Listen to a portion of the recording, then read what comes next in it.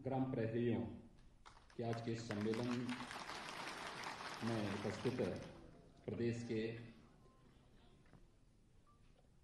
Bharatiya Janata party के अध्यक्ष और माननीय सांसद डॉक्टर महेंद्र नाथ पांडे जी, प्रदेश के हमारे मुख्य सचिव डॉक्टर अनूप चंद पांडे जी, पुलिस महानिदेशक उत्तर प्रदेश श्री ओपी सिंह जी, प्रमुख सचिव गृह श्री अरविंद कुमार जी,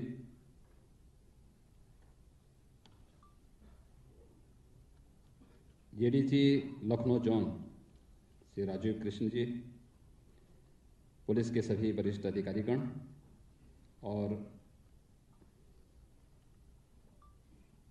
आज के इस ग्राम प्रहरियों के सम्मेलन में उपस्थित लखनऊ जनपद और परिक्षेत्र से जुड़े हुए सभी ग्राम प्रहरीगण और उपस्थित भाइयों बहनों, मैं आप सबका इस सम्मेलन में हृदय से स्वागत करता हूं। उत्तर प्रदेश पुलिस की दृष्टि से सूचनाओं के आदान प्रदान और सबसे निचली इकाई में भी शांति और सौहार्द बना रहे, इसके लिए पुलिस महकमे के नींव के पत्थर के रूप में आपकी एक बड़ी भूमिका हो सकती है। इससे पहले वाराणसी में मैंने जनपद वाराणसी से जुड़े हुए सभी ग्राम प्रहरियों के इस एक छोटे से सम्मेलन को वहां पर भी उनके साथ संवाद स्थापित किया था। मुझे देख करके आश्चर्य हो रहा था कि हमारे पास प्रदेश के अंदर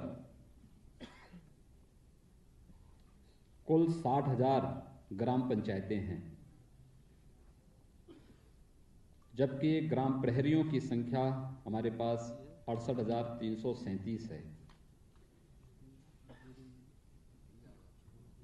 अगर इनका बेहतर उपयोग हो तो इनके माध्यम से हम प्रदेश के ग्रामीण क्षेत्र में शांति और सौहार्द की स्थापना के साथ साथ अनेक उन गैर कानूनी गतिविधियों पर प्रभावी अंकुश लगा सकते हैं जो कभी कभी पुलिस के लिए एक चुनौती होती है और आम जनजीवन को प्रभावित भी करता है। और इस दृष्टि से बहुत दिनों से हम लोग इस पर विचार कर रहे थे कि आखिर इसके लिए क्या हो सकता है। मैं धन्यवाद दूंगा प्रमुख सचिव गृह को और पुलिस महानिदेशक श्री ओपी सिंह जी को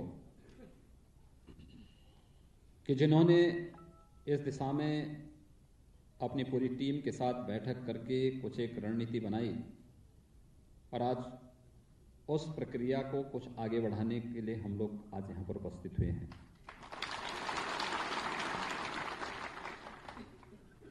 मुख्य रूप से मुझे पहला यह देख करके, वो जब मैं वाराणसी में गया था तो उस समय ग्राम प्रहरी को चौकीदार कहते थे, तो मुझे भी संकोच हो रहा था कि चौकीदार बोलने में।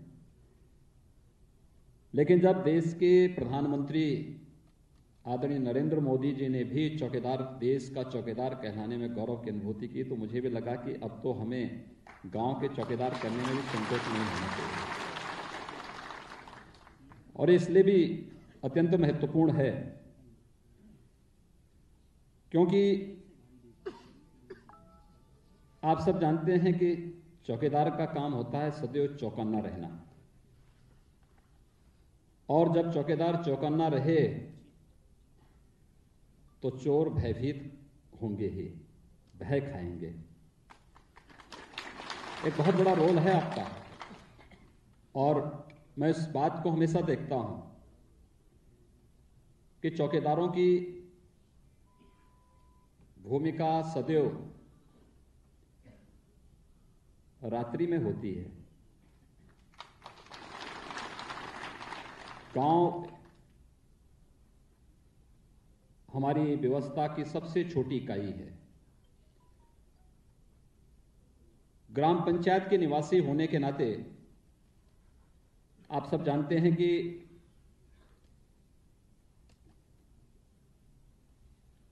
गांव का जो माहौल होता है वह परस्पर मेलजोल का होता है। हर एक की गतिविधि के बारे में गांव का एक एक व्यक्ति जानता है कि कौन व्यक्ति कैसा है, किसकी गतिविधियां कैसी हैं, गांव में उसकी क्या भूमिका होती है, उसके पास आय का स्रोत क्या है, अचानक वह इतना पैसे वाला कैसे बन गया है, उसके नैतिक साधन से या अनैतिक साधन से वह कार्य कर रहा है, उसके जो अनैतिक साधन है यह हमारी सुरक्षा के लिए, गांव की सुरक्षा के लिए, गांव के नाम को बदनाम करने की दृष्टि से या फिर राष्ट्रीय सुरक्षा के लिए भी खतरनाक हो सकती है। इसमें एक बड़ी भूमिका आपकी हो सकती है और मैं समझता हूं कि उसी भूमिका के लिए आपको जागरूक करने के लिए आज हम सब यहां पर बैठे हैं। याद रखना, कोई अधिकार मांग देने या हो हल्ला करने से मिलता नहीं है। अपने आप को, अपनी भूमिका को साबित करके हम जब अपनी उपयोगिता को साबित कर सकेंगे, अपनी सक्षमता को साबित कर सकेंगे, तो स्वतः ही शासन के स्तर पर हम सब के बारे में सोचना प्रारंभ होता है। और मुझे लगता है कि 68,000 से अधिक ग्राम प्रहरी जो गांव के चौकीदार के रूप में जिनकी एक बड़ी भूमिका हो सकती है, अगर ये जागरूक हो जाएं तो हमारे 68,000 से अधिक ग्राम पंचायतें सुरक्षित हो सकती है। लेकिन उसके लिए आपको स्वयं चौकन्ना होना पड़ेगा और वह चौकन्ना हर प्रकार से, हर प्रकार की गतिविधियों पे। आपको कोई परमानेंट थाने में नहीं जाना, साप्ताहिक रूप से वहां पर थानाध्यक्षों के साथ या थाने के प्रभारियों के साथ सूचनाओं के आदान प्रदान की दृष्टि से कोई घटना घटित होने वाली है, उस सूचना को उन तक पहुंचाने के लिए, या गांव में किसी भी समय आप गए और देखा आपने कि कुछ ऐसी गतिविधियां हैं जो असामान्य हैं, उनकी जानकारी संबंधित थाने में जा करके या टेलीफोन से दे करके कि यहाँ पे असामान्य घटना है, गतिविधि चल रही है, तो स्वाभाविक रूप से आपके कार्य को लोग मान्यता देंगे। और आपके कार्य को जब मान्यता देंगे तो गांव के चौकीदार के रूप में पुलिस विभाग भी आपको सम्मान देता हुआ दिखाई देगा। आपने देखा होगा विगत दिनों में कुछ ऐसी घटनाएं घटित हुई, जैसे जहरीली शराब से मौत किसी गांव में तो हुई होगी। तो आखिर गांव का हमारा चौकीदार क्या कर रहा था? क्या उसको जानकारी नहीं? कहीं पर अवैध बूचड़खाने चल रहे हों, कहीं पर अवैध पशु तस्करी हो रही हो, कहीं पर अवैध खनन हो रहा हो, कहीं पर कोई ऐसी अवैध गतिविधि चल रही हो जिसकी समाज की सुरक्षा पर या राष्ट्र की सुरक्षा पर एक खतरनाक प्रभाव पड़ सकता है। अगर इन सब की जानकारी समय रहते लेना और समय रहते उसकी सूचना को हम संबंधित थाने तक पहुंचाने की कार्रवाई कर सकें, तो आपका ये पद सचमुच आपको सम्मानित कर देगा। और नहीं तो ये पद आपके लिए स्वयं भी बोझ बन जाएगा। पद को कभी अपने ऊपर बोझ नहीं बनने देना चाहिए। ये पद हमें सम्मानित कर सके और इस दृष्टि से अपनी भूमिका का, अपने कर्तव्यों का ईमानदारी पूर्वक निर्वहन जब हम करेंगे तो स्वाभाविक रूप से अगर आप अच्छा काम कर रहे हैं, आपके पक्ष में भी लोग होंगे, विरोध में भी लोग होंगे। पार्टी नहीं बनना है, लेकिन आपको सही भूमिका में सामने आना है जो समाज के हित में हो। और उस दृष्टि से जब आप अपनी इस भूमिका का निर्वहन करने लग जाएंगे तो बहुत बड़ा कार्य आपके माध्यम से हो सकता है। ग्राम प्रहरियों के यानी गांव के चौकीदारों की इसी भूमिका को आगे बढ़ाने के लिए आज हम सब यहां पर एकत्र हैं। और आपकी भूमिका तो गांव में हमेशा होती है, यद्यपि चौकीदार की भूमिका रात्रि में ज्यादा होती है, और इसीलिए देश के चौकीदार के रूप में देश के प्रधानमंत्री जी ने सारे फैसले, चाहे वह सर्जिकल स्ट्राइक कर रहा हो, रात्रि में ही किया, क्योंकि दुश्मन को तो रात्रि में ही मारा जाता है। अभी आपने देखा होगा पाकिस्तान के आतंकी कैंपों पर हमला किया गया, वो रात्रि में ही किया गया। जीएसटी का फैसला भी रात्रि में ही लिया गया, रात्रि को 12 बजे, और नोटबंदी की कार्रवाई भी रात्रि में ही लिया गया। तो देश का चौकीदार अपने देश के प्रति और देश के 125 करोड़ लोगों के प्रति चौकन्ना है। क्या गांव का चौकीदार भी इसी चौकन्ना भाव के साथ कार्य करेगा?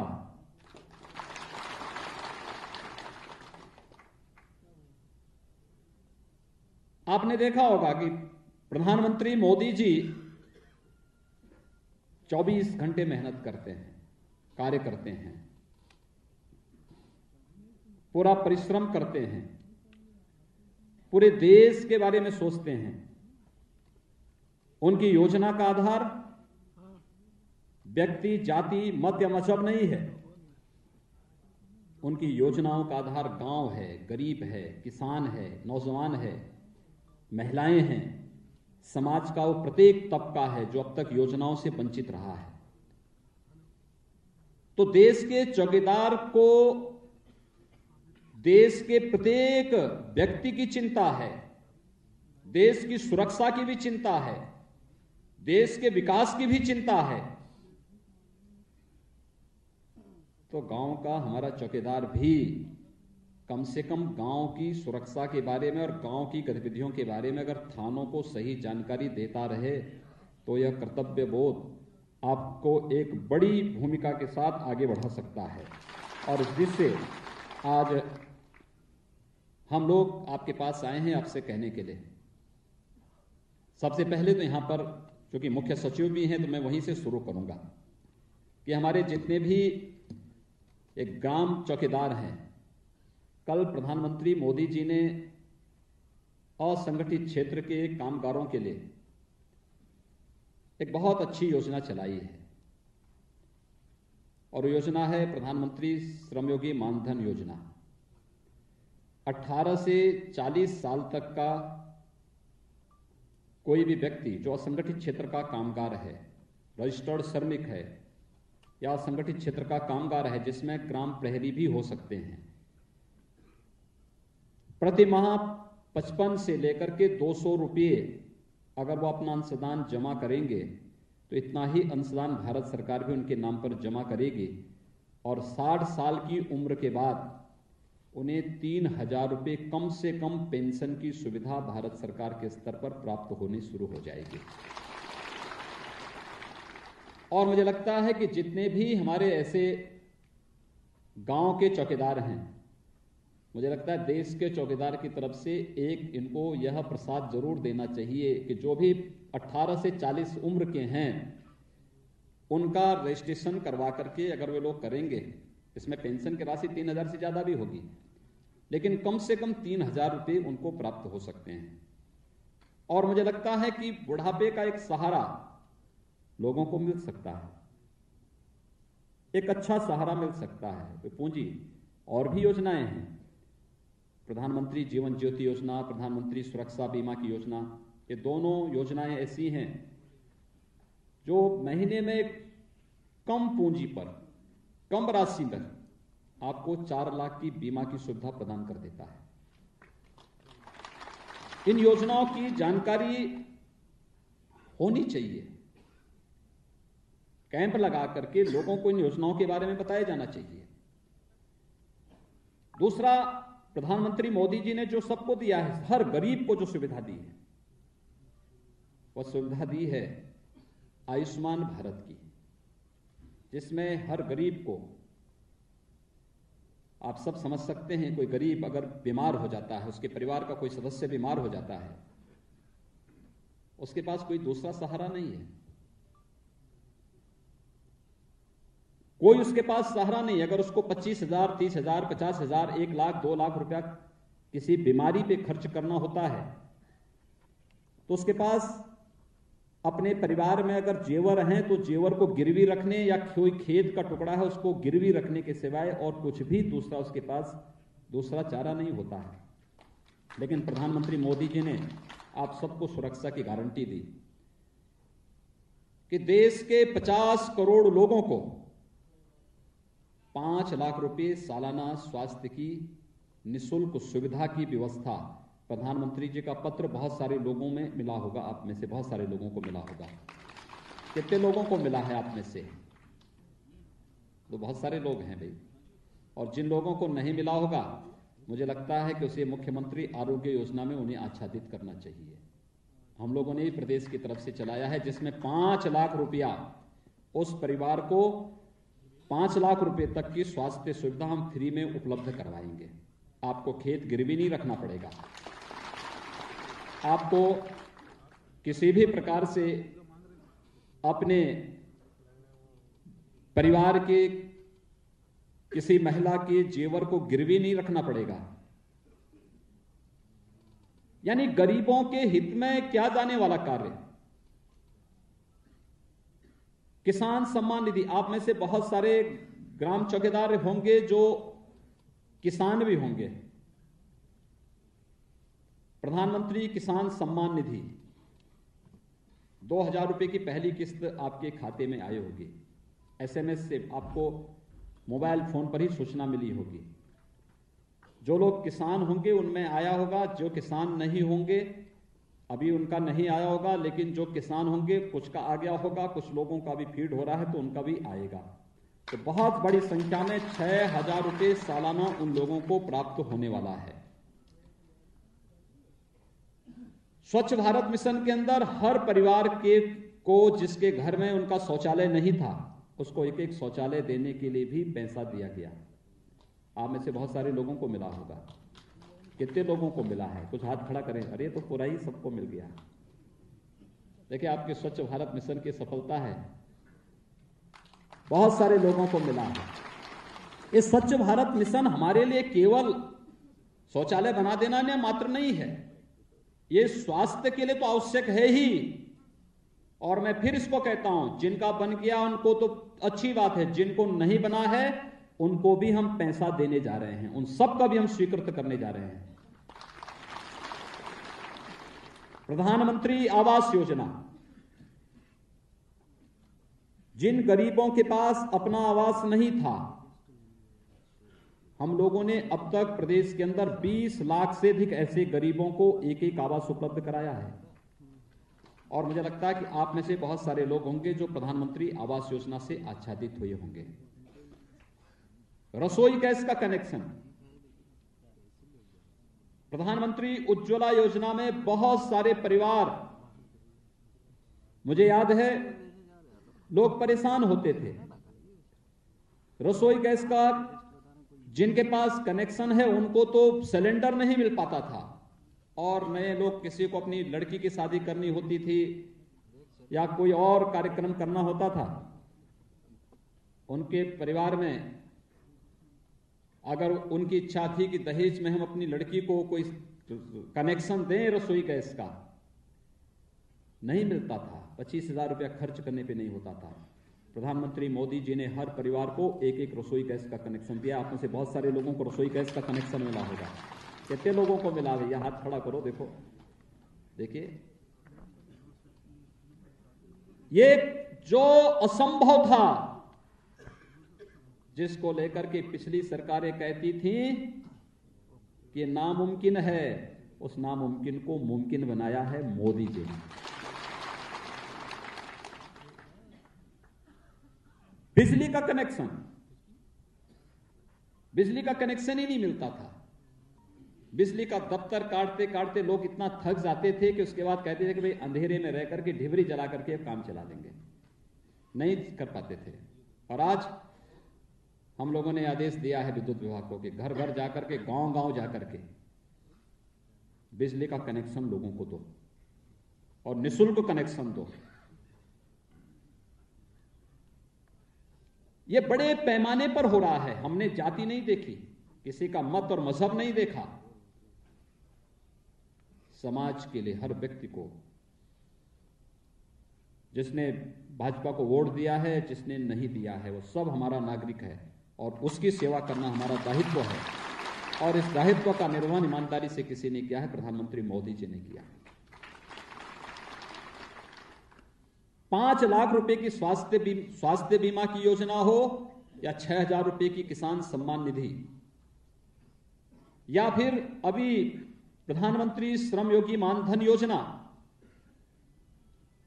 में 3,000 की पेंशन, अकेले उत्तर प्रदेश के अंदर 5 करोड़ असंगठित क्षेत्र के श्रमिक और कामगार इससे कवर होंगे। इतनी बड़ी योजना है। इसका लाभ उन पात्रों तक पहुंचाना, उसके प्रति जागरूक करना, ये प्रशासन का दायित्व है, हम सबका दायित्व है। और गांव के चौकीदार होने के नाते अगर इन योजनाओं की हल्की जानकारी आपको है और आप गांव में लोगों को बता दें कि अगर कोई व्यक्ति विपन्न है, उसको कोई सुविधा नहीं मिल रही है, तो उसको अगर आप बता देंगे कि ये सुविधा इस रूप में आपको मिल सकती है, ब्लॉक से मिलेगी, तहसील से मिलेगी, जिलाधिकारी के यहाँ से, कलेक्ट्रेट से मिलेगी, कमिश्नरी से मिलेगी, कहाँ से मिलेगी, अगर आप उसको थोड़ा भी जानकारी दे देंगे, आप देखेंगे कितनी बड़ी टीम आपके साथ खड़ी हो जाएगी। और इस दिश से जहां इन योजनाओं के बारे में जानकारी होने के साथ ही सुरक्षा के प्रति चौकन्ना होना। आप सोचिए कि प्रधानमंत्री मोदी जी नहीं होते, क्या इतनी योजनाएं, जो मैंने तो कुछ ही योजनाएं आपको गिनाई, बहुत कम योजना गिनाई, ये मिल पाता आपको? प्रधानमंत्री मोदी जी नहीं होते तो क्या पाकिस्तान के अंदर घुस करके आतंकवादियों को मार गिराते? ये काम इसलिए हो पा रहा है क्योंकि गरीबों की प्रति संवेदना।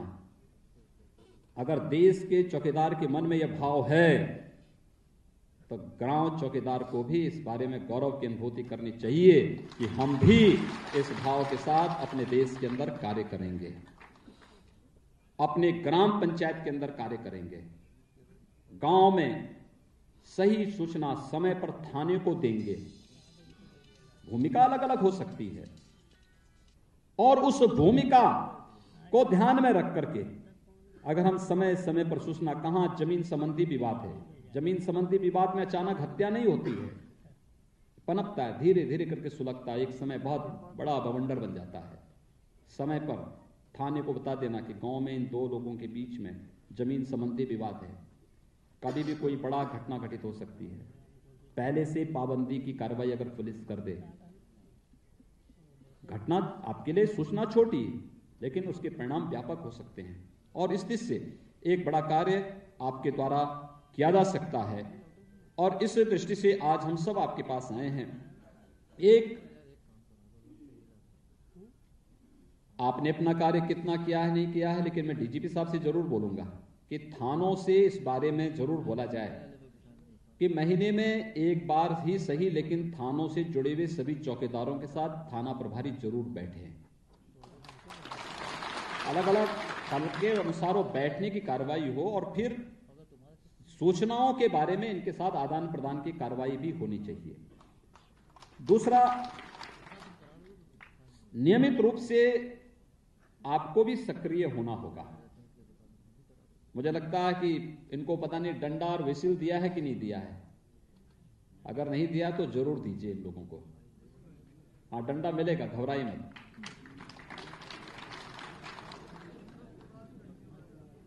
उसको भी देने की कार्रवाई हो रही है। हम लोगों ने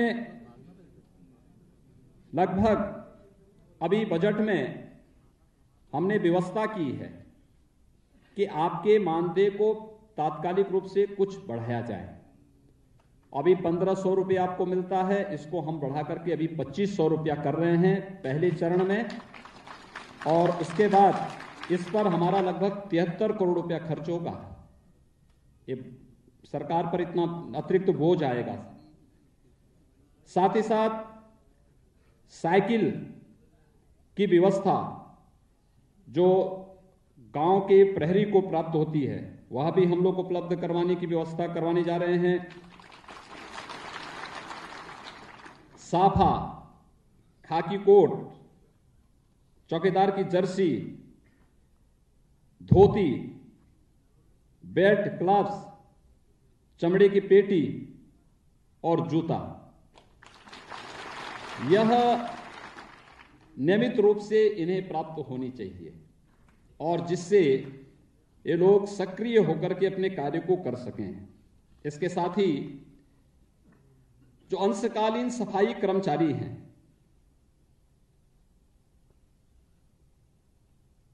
उन सफाई कर्मियों को भी बहुत कम मानदेय मिलता है। उनकी मानदेय की राशि को भी दोगुना किया जाना चाहिए, जिससे वे लोग भी वहां पर आकर के थानों में या आपके अन्य कार्यों में प्रतिवर्ष कार्य कर सकें।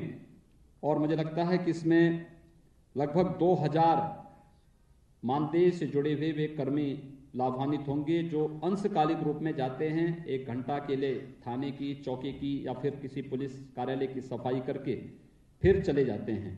तो उनके मानदेय को भी हम इस अवसर पर दोगुना कर रहे हैं। मैं आज के इस अवसर पर आप सबका आह्वान करूंगा कि आप सबको गौरव की अनुभूति करनी चाहिए, और गौरव की अनुभूति इस बात को लेकर के कि आप सब गांव के चौकीदार के रूप में कार्य कर रहे हैं। और मैंने जो पहले भी आपसे कहा, मुझे चौकीदार बोलने में पहले संकोच हो रहा था, लेकिन आज देश के प्रधानमंत्री देश के चौकीदार बनने में गौरव की अनुभूति करते हैं कि वे देश के लिए चौकन्ना होना, देश की सुरक्षा के प्रति, देश की समृद्धि के प्रति, देश की भलाई के प्रति। तो मुझे लगता है ग्राम पंचायत के बारे में अगर यही भूमिका आप भी निर्वहन कर सकें तो आपका यह पद अपने आप ही गौरवान्वित हो जाएगा। आने वाली पीढ़ियां आपको स्मरण करेंगे। इस विश्वास के साथ मैं आज के इस कार्यक्रम के अवसर पर आप सबको हृदय से बधाई देता हूं, अपनी शुभकामनाएं देता हूं। जिन कुछ जानकारियों की सूचना मैंने आपको दी, अगर उसके बारे में आप थोड़ा भी अन्य लोगों को जागरूक कर सकें तो एक बहुत बड़ा कार्य हो सकता है। आप सबके प्रति मेरी शुभकामनाएं। धन्यवाद। जय हिंद।